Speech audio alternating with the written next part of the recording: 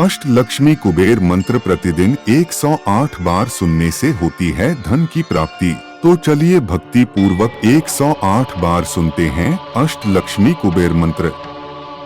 ओम ह्रीं श्रीं क्लीं श्रीं कुबेराय अष्टलक्ष्मी मम गृहे धनपुराय पुराय नमः।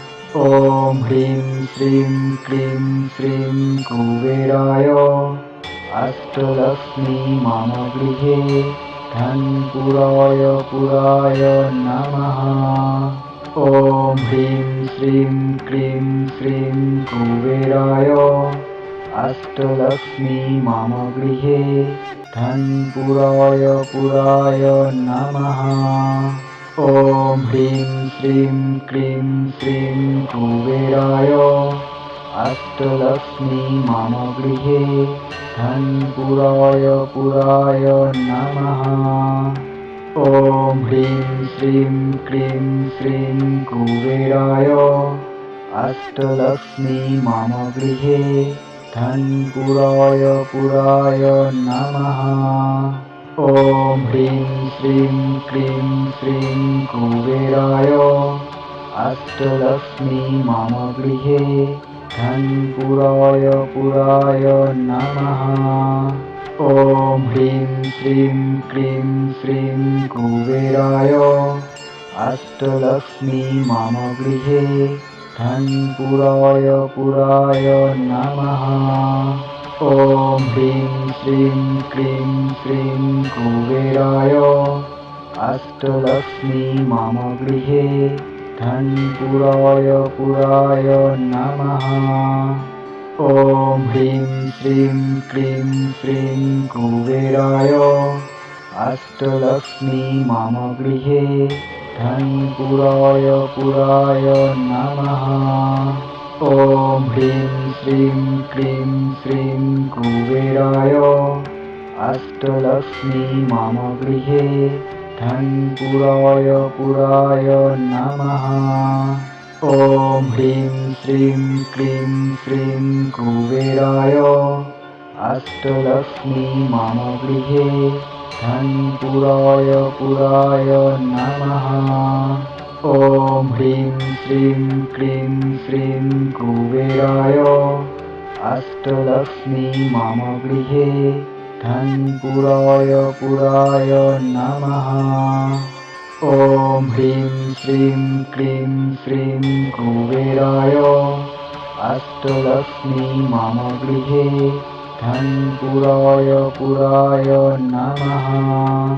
ओम ह्रीं श्रीं क्लीं श्रीं कुबेराय अष्टलक्ष्मी मम गृहे धनपुराय पुराय नमः। ओम ह्रीं श्रीं क्लीं श्रीं कुबेराय अष्टलक्ष्मी मम गृहे धनपुराय पुराय नमः। ओम ह्रीं श्रीं क्लीं श्रीं कुबेराय अष्टलक्ष्मी मम गृहे धनपुराय पुराय नमः। ओम ह्रीं श्रीं क्लीं श्रीं कुबेराय अष्टलक्ष्मी मम गृहे धनपुराय पुराय नमः। ओम ह्रीं श्रीं क्लीं श्रीं कुबेराय अष्टलक्ष्मी मम गृहे धनपुराय पुराय नमः। ओम ह्रीं श्रीं क्लीं श्रीं कुबेराय अष्टलक्ष्मी मम गृहे धनपुराय पुराय नमः। ओम ह्रीं श्रीं क्लीं श्रीं कुबेराय अष्टलक्ष्मी मम गृहे धनपुराय पुराय नमः। ओम ह्रीं श्रीं क्लीं श्रीं कुबेराय अष्टलक्ष्मी मम गृहे धनपुराय पुराय नमः। ओम ह्रीं श्रीं क्लीं श्रीं कुबेराय अष्टलक्ष्मी मम गृहे धनपुराय पुराय नमः। ॐ ह्रीं श्रीं क्लीं श्रीं कुबेराय अष्टलक्ष्मी मम गृहे धनपुराय पुराय नमः। ॐ ह्रीं श्रीं क्लीं श्रीं कुबेराय अष्टलक्ष्मी मम गृहे धनपुराय पुराय नमः। ॐ ह्रीं श्रीं क्लीं श्रीं कुबेराय अष्टलक्ष्मी मम गृहे धनपुराय पुराय नमः। ॐ ह्रीं श्रीं क्लीं श्रीं कुबेराय अष्टलक्ष्मी मम गृहे धनपुराय पुराय नमः। ॐ ह्रीं श्रीं क्लीं श्रीं कुबेराय अष्टलक्ष्मी मम गृहे धनपुराय पुराय नमः। ॐ ह्रीं श्रीं क्लीं श्रीं कुबेराय अष्टलक्ष्मी मम गृहे धनपुराय पुराय नमः। ॐ ह्रीं श्रीं क्लीं श्रीं कुबेराय अष्टलक्ष्मी मम गृहे धनपुराय पुराय नमः। ॐ ह्रीं श्रीं क्लीं श्रीं कुबेराय अष्टलक्ष्मी मम गृहे धनपुराय पुराय नमः। ॐ ह्रीं श्रीं क्लीं श्रीं कुबेराय अष्टलक्ष्मी मम गृहे धनपुराय पुराय नमः। ॐ ह्रीं श्रीं क्लीं श्रीं कुबेराय अष्टलक्ष्मी मम गृहे धनपुराय पुराय नमः। ॐ ह्रीं श्रीं क्लीं श्रीं कुबेराय अष्टलक्ष्मी मम गृहे धनपुराय पुराय नमः। ॐ ह्रीं श्रीं क्लीं श्रीं कुबेराय अष्टलक्ष्मी मम गृहे धनपुराय पुराय नमः। ॐ ह्रीं श्रीं क्लीं श्रीं कुबेराय अष्टलक्ष्मी मम गृहे धनपुराय पुराय नमः। ॐ ह्रीं श्रीं क्लीं श्रीं कुबेराय अष्टलक्ष्मी मम गृहे धनपुराय पुराय नमः। ॐ ह्रीं श्रीं क्लीं श्रीं कुबेराय अष्टलक्ष्मी मम गृहे धनपुराय पुराय नमः। ॐ ह्रीं श्रीं क्लीं श्रीं कुबेराय अष्टलक्ष्मी मम गृहे धनपुराय पुराय नमः। ॐ ह्रीं श्रीं क्लीं श्रीं कुबेराय अष्टलक्ष्मी मम गृहे धनपुराय पुराय नमः। ॐ ह्रीं श्रीं क्लीं श्रीं कुबेराय अष्टलक्ष्मी मम गृहे धनपुराय पुराय नमः। ॐ ह्रीं श्रीं क्लीं श्रीं कुबेराय अष्टलक्ष्मी मम गृहे धनपुराय पुराय नमः। ॐ ह्रीं श्रीं क्लीं श्रीं कुबेराय अष्टलक्ष्मी मम गृहे धनपुराय पुराय नमः। ॐ ह्रीं श्रीं क्लीं श्रीं कुबेराय अष्टलक्ष्मी मम गृहे धनपुराय पुराय नमः। ॐ ह्रीं श्रीं क्लीं श्रीं कुबेराय अष्टलक्ष्मी मम गृहे धनपुराय पुराय नमः। ॐ ह्रीं श्रीं क्लीं श्रीं कुबेराय अष्टलक्ष्मी मम गृहे धनपुराय पुराय नमः। ॐ ह्रीं श्रीं क्लीं श्रीं कुबेराय अष्टलक्ष्मी मम गृहे धनपुराय पुराय नमः। ॐ ह्रीं श्रीं क्लीं श्रीं कुबेराय अष्टलक्ष्मी मम गृहे धनपुराय पुराय नमः। ॐ ह्रीं श्रीं क्लीं श्रीं कुबेराय अष्टलक्ष्मी मम गृहे धनपुराय पुराय नमः। ॐ ह्रीं श्रीं क्लीं श्रीं कुबेराय अष्टलक्ष्मी मम गृहे धनपुराय पुराय नमः। ॐ ह्रीं श्रीं क्लीं श्रीं कुबेराय अष्टलक्ष्मी मम गृहे धनपुराय पुराय नमः। ॐ ह्रीं श्रीं क्लीं श्रीं कुबेराय अष्टलक्ष्मी मम गृहे धनपुराय पुराय नमः।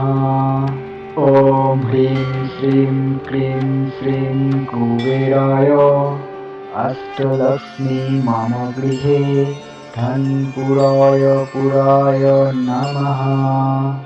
ॐ ह्रीं श्रीं क्लीं श्रीं कुबेराय अष्टलक्ष्मी मम गृहे धनपुराय पुराय नमः।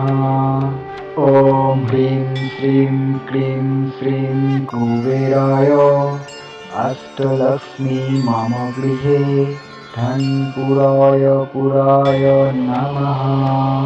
ॐ ह्रीं श्रीं क्लीं श्रीं कुबेराय अष्टलक्ष्मी मम गृहे धनपुराय पुराय नमः। ॐ ह्रीं श्रीं क्लीं श्रीं कुबेराय अष्टलक्ष्मी मम गृहे धनपुराय पुराय नमः।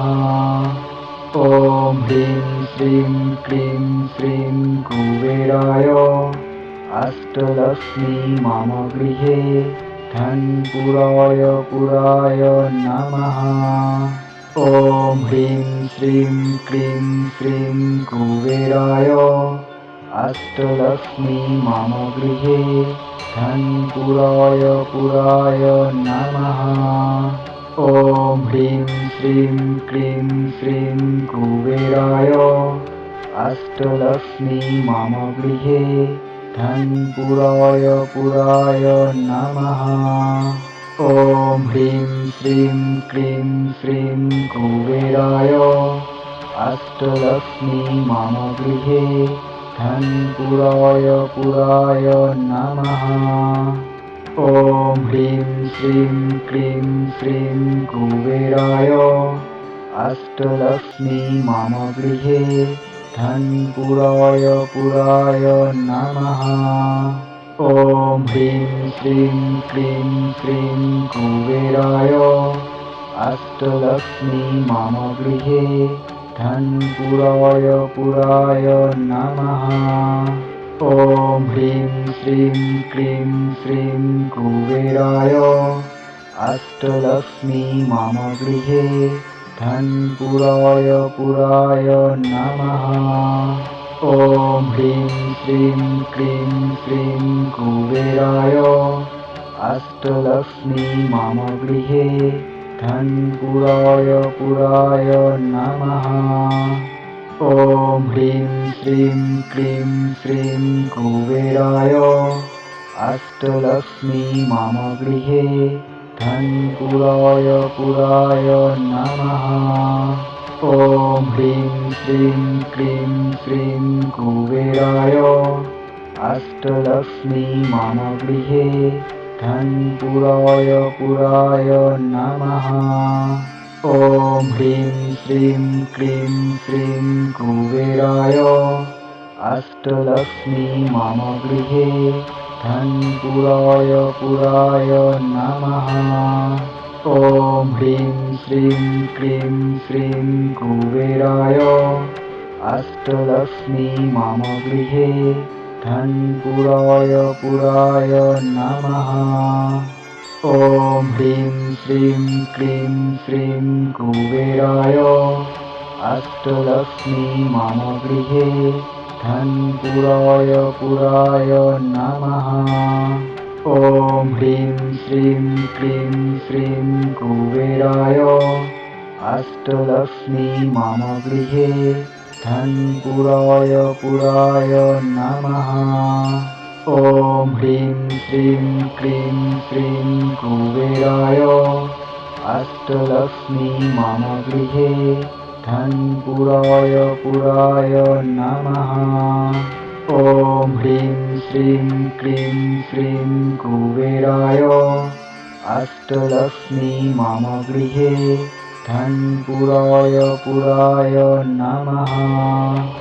ॐ ह्रीं श्रीं क्लीं श्रीं कुबेराय अष्टलक्ष्मी मम गृहे धनपुराय पुराय नमः।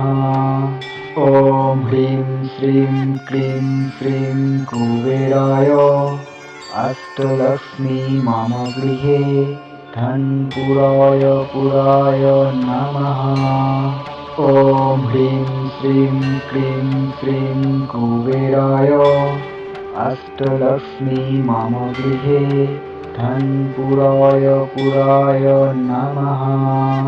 ॐ ह्रीं श्रीं क्लीं श्रीं कुबेराय अष्टलक्ष्मी मम गृहे धनपुराय पुराय नमः।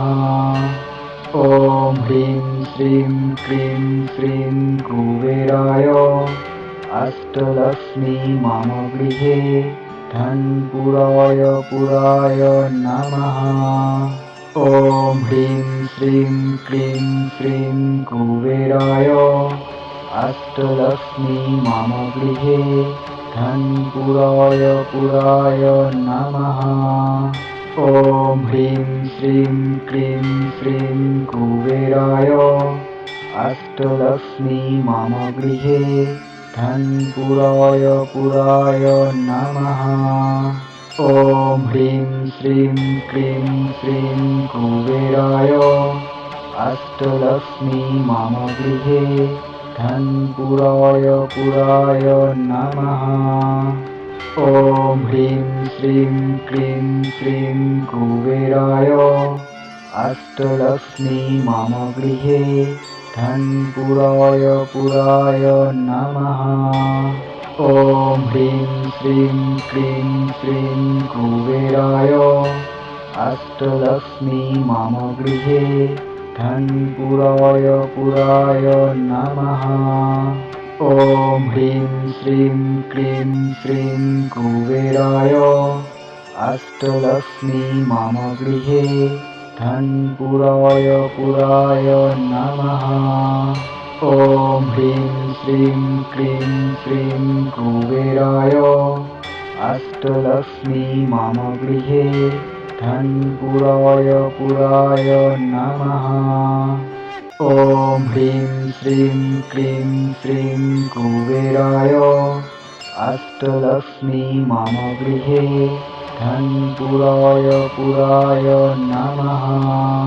ॐ ह्रीं श्रीं क्लीं श्रीं कुबेराय अष्टलक्ष्मी मम गृहे धनपुराय पुराय नमः। ॐ ह्रीं श्रीं क्लीं श्रीं कुबेराय अष्टलक्ष्मी मम गृहे धनपुराय पुराय नमः। ॐ ह्रीं श्रीं क्लीं श्रीं कुबेराय अष्टलक्ष्मी मम गृहे धनपुराय पुराय नमः। ॐ ह्रीं श्रीं क्लीं श्रीं कुबेराय अष्टलक्ष्मी मम गृहे धनपुराय पुराय नमः। ॐ ह्रीं श्रीं क्रीं श्रीं कुबेराय अष्टलक्ष्मी मम गृहे धनपुराय पुराय नमः। ॐ ह्रीं श्रीं क्रीं श्रीं कुबेराय अष्टलक्ष्मी मम गृहे धनपुराय पुराय नमः। ॐ ह्रीं श्रीं क्रीं श्रीं कुबेराय अष्टलक्ष्मी मम गृहे धनपुराय पुराय नमः। ॐ ह्रीं श्रीं क्रीं श्रीं कुबेराय अष्टलक्ष्मी मम गृहे धनपुराय पुराय नमः। ॐ ह्रीं श्रीं क्रीं श्रीं कुबेराय अष्टलक्ष्मी मम गृहे धनपुराय पुराय नमः। ॐ ह्रीं श्रीं क्रीं श्रीं कुबेराय अष्टलक्ष्मी मम गृहे धनपुराय पुराय नमः। ॐ ह्रीं श्रीं क्रीं श्रीं कुबेराय अष्टलक्ष्मी मम गृहे धनपुराय पुराय नमः। ॐ ह्रीं श्रीं क्रीं श्रीं कुबेराय अष्टलक्ष्मी मम गृहे धनपुराय पुराय नमः। ॐ ह्रीं श्रीं क्रीं श्रीं कुबेराय अष्टलक्ष्मी मम गृहे धनपुराय पुराय नमः। ॐ ह्रीं श्रीं क्रीं श्रीं कुबेराय अष्टलक्ष्मी मम गृहे धनपुराय पुराय नमः। ॐ ह्रीं श्रीं क्रीं श्रीं कुबेराय अष्टलक्ष्मी मम गृहे धनपुराय पुराय नमः। ॐ ह्रीं श्रीं क्रीं श्रीं कुबेराय अष्टलक्ष्मी मम गृहे धनपुराय पुराय नमः। ॐ ह्रीं श्रीं क्रीं श्रीं कुबेराय अष्टलक्ष्मी मम गृहे धनपुराय पुराय नमः। ॐ ह्रीं श्रीं क्रीं श्रीं कुबेराय अष्टलक्ष्मी मम गृहे धनपुराय पुराय नमः।